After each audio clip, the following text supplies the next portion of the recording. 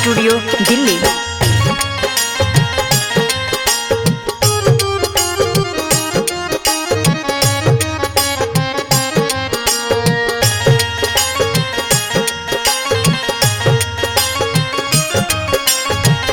रोज रोज कहिला सजना हमर भूल जालबा।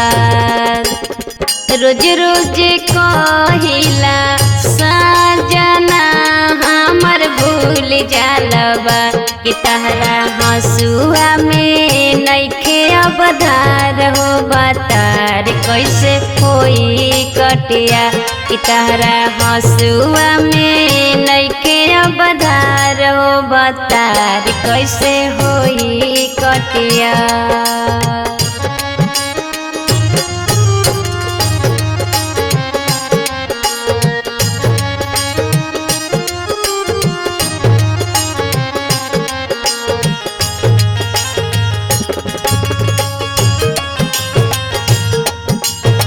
Mix by Balaji studio Delhi.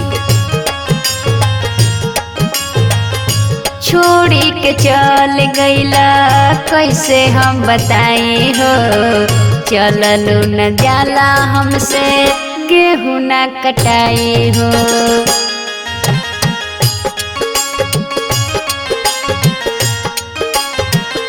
छोड़ी के चल गईला कैसे हम बताई हो, चललू न जाला हमसे गेहूं न कटाई हो। नाही कैले बनी हो, नाही कैले बनी कहिला तिखार हो बतार कैसे होई कटिया कि तहरा हंसुआ में नइखे अवधार हो बतार कैसे होई कटिया।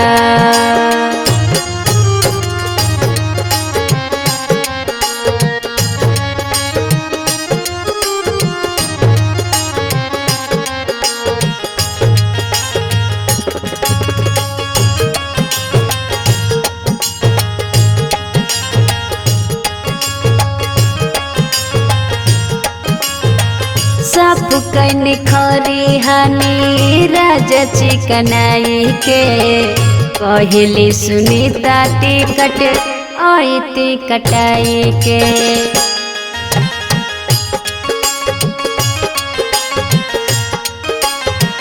सब कन खरी हानि राजा चिकनाई के कहली सुनीता टिकट आईती कटाई के।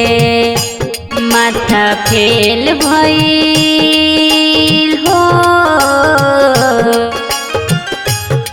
माथा फेल भइल बथेला कपार हो भातार कैसे होई कटिया तहरा हंसुआ में नइखे अवधार हो भातार कैसे होई कटिया।